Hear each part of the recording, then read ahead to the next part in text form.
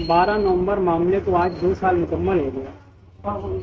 12 नवंबर मामला जो है नबी की शान में गुस्ताखी को लेकर हुआ था। इस मामले में पुलिस ने गिरफ्तारी करना शुरू कर दी थी। आपने खुद बाद में गिरफ्तारी दी। अगर आप नबी की शान में होने वाले मोर्चे के या धरने में जो है आप पहले गिरफ्तारी देते तो आप हीरो बन जाते। आप बाद में गिरफ्तारी क्यों बनाए?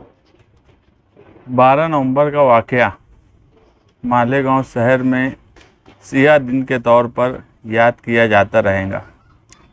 12 नवंबर 2021 के बाद मालेगांव शहर में खौफ और दहशत का एक माहौल रहा। जब 13 नवंबर को एफआईआर हुई, उस वक्त हम लोग हुसैन सेठ कंपाउंड में बैठे। वहाँ पर रज़ा एकेडमी तंजीम के और सुन्नी तंजीम के ज़िम्मेदारान भी रहे और उस वक्त ये तय किया गया कि जो एफआईआर हुई है उसे कानूनी तौर पर हम कैसे चैलेंज करें, उसके लिए हाई कोर्ट के वकील से बातचीत की जाए। तो मैं खुद मुंबई गया और वहाँ पर कई वकील से बातचीत की गई। बाद में मेरे साथ और भी कुछ लोग आए और मेरी कोशिश ये थी कि जो भी लोग और 12 नवंबर के वाक़े के बाद जो गिरफ़्तारी नहीं हुए हैं वो सभी लोग एक साथ गिरफ़्तारी दें। मैंने कोशिश की मगर उसका नतीजा नहीं निकला। दूसरे लोग गिरफ़्तारी नहीं देना चाहते थे, इसलिए मुझे कुछ वक्त लगा। जब मुझे यह एहसास हुआ कि और लोग गिरफ़्तारी नहीं देना चाहते तो फिर मैं खुद ही आकर मालेगांव शहर में सिटी पुलिस स्टेशन में आकर सरेंडर हुआ। और इस बात का मुझे एहसास हो रहा था कि एक दहशत का माहौल है और तरह तरह की बातें बोली जा रही है, क्योंकि बहुत से लोग उसमें ऐसे थे जिनका कोई उस प्रोग्राम से भी लेना देना नहीं था। उन्हें भी पुलिस ने ज़बरदस्ती गिरफ़्तार किया और कलम ऐसी लगाई जो सख्त कलमें थी और 5 एफआईआर टोटल की गई। तो कहीं ना कहीं एक दहशत का माहौल पैदा हो चुका था और पुलिस का रवैया इस किस्म का था कि लोग गिरफ़्तारी देने से डर रहे थे। ऐसे वक्त में मैंने गिरफ़्तारी दी। मेरे सामने ये सवाल था कि लगभग 60 लोग गिरफ़्तार हो चुके थे और मैं चाहता था कि मैं जेल में जाऊं और उनकी मदद करूं या उनका हौसला बढ़ाऊं, क्योंकि वो ऐसे लोग नहीं थे। उसमें कई लोग ऐसे थे जो कभी पुलिस स्टेशन की पायतरी भी नहीं चढ़े। वो सब लोग सेंट्रल जेल जा चुके थे। तो ऐसे वक्त में मैंने मेरा फ़र्ज़ समझते हुए गिरफ़्तारी दी। 12 नवंबर मामले को लेकर शहर की कुछ सियासी पार्टियां जो है अपना उल्लू सीधा करना चाहती थी, मगर प्रशासक राज की वजह से ये ना हो सका। तो क्या 2024 के इलेक्शन में अवामी अदालत लग पाएगी? नहीं, जिस वक्त हम लोग छूट के आए उस वक्त ही मैंने एक बात बोली थी कि कानूनी तौर पर हम अभी मदद कर रहे हैं और इसका हिसाब किताब अवामी अदालत में लिया जाएगा। क्योंकि उस वक्त हो ये रहा था कि मालेगांव शहर में लीडरशिप का फुकदान था। जो लीडरशिप दबदबा बनाने के लिए होना चाहिए थी, वो आपस में एक दूसरे को फंसाने का काम कर रहे थे। ऐसा एहसास हम लोगों को जेल में भी हो रहा था, क्योंकि जो बयानबाजी हुई वो या तो लीडरान को कानूनी समझ नहीं थी या फिर वो जानबूझकर ऐसी बयानबाजी कर रहे थे कि आने वाले वक्त में कारपोरेशन का इलेक्शन है और हम लोग जेल से रिहा ना हो पाएँ। इस तरह की चालबाजी भी हो सकती, क्योंकि जो एक बयान आया कि पत्थर थे नहीं लाए गए थे, ये बयान का रिकॉर्ड कोर्ट में भी पेश किया गया और ये ऐसा बयान था जिससे पुलिस का ये बोलना था कि इनके लीडर भी ये बात मान रहे हैं कि प्लानिंग थी पहले से।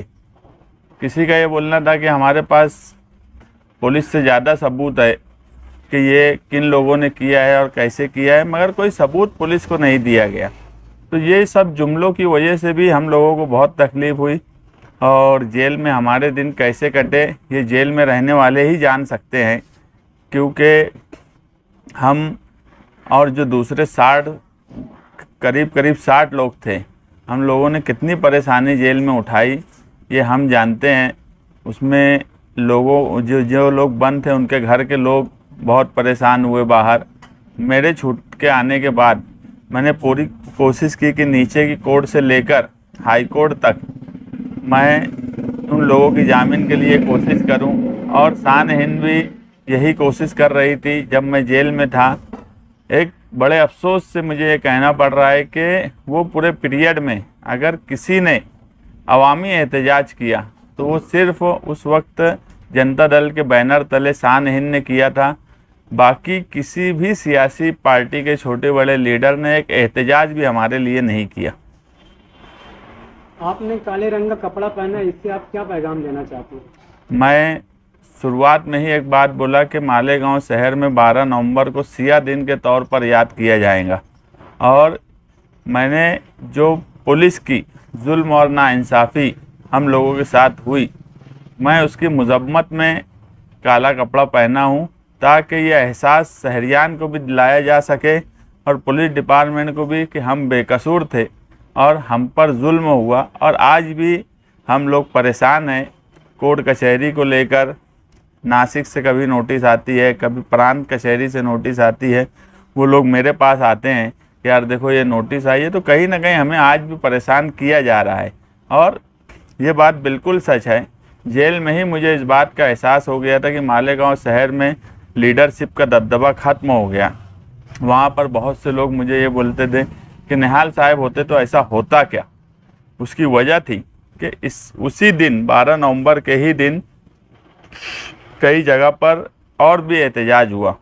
वहाँ पर भी हम मालेगांव से ज़्यादा हालात ख़राब हुए, मगर उन लोगों की बेल, वो परभनी हो, नांदेड़ हो, औरंगाबाद हो, 8 दिन 22 दिन 1 महीने के अंदर वहाँ पर सारे जिन पर इल्ज़ामात लगाए गए थे वो सब बेल पर छूट गए। मालेगांव शहर वाहिद ऐसा शहर था जहाँ 11 महीने से ज़्यादा लोगों को जेल से रिहा होने में लगा। तो ये लीडरशिप का फुकदान था, और हमारा जो लीडरशिप का सियासी दबदबा ख़त्म हुआ। तो लोग जब ये बोलने लगे कि निहाल साहब होते तो ऐसा होता क्या, तो उसी वक्त मैं जेल में भी बोलता था और बाहर आने के बाद भी बोला कि हम कब तक इस बात को बोलते रहेंगे कि निहाल साहब होते तो ऐसा होता क्या या ऐसा नहीं होता। हमें अब खुद निहाल साहब ने जो दबदबा बनाया था वो दबदबा इस शहर में बनाने की ज़रूरत है। और आने वाला वक्त 2024 हम कानूनी लड़ाई लड़ रहे हैं। आज भी हाई कोर्ट में कई लोगों की बेल है जो इंटरिम बेल पर रहे हैं, जिन्हें अभी तक रेगुलर बेल नहीं मिली। कहीं ना कहीं हमें इस बात का एहसास है कि कानूनी लड़ाई तो हम लड़ेंगे, मगर सियासत में या समाजी कामकाज करने में एक अवामी अदालत जो है वो इलेक्शन के वक्त लगती है, और 2024 में कई अवामी अदालत लगेंगी। और हमें पूरा भरोसा है मालेगांव शहर पर कि 12 नवंबर के सवाल पर मालेगांव शहर का जवाब अवामी अदालत में बेहतर आएगा। इस शहर के दबदबे को वापस लाने के लिए आएगा। इस शहर ने जो एहतजाजी शहर कहलाता है उसका रंग रूप वापस आएगा।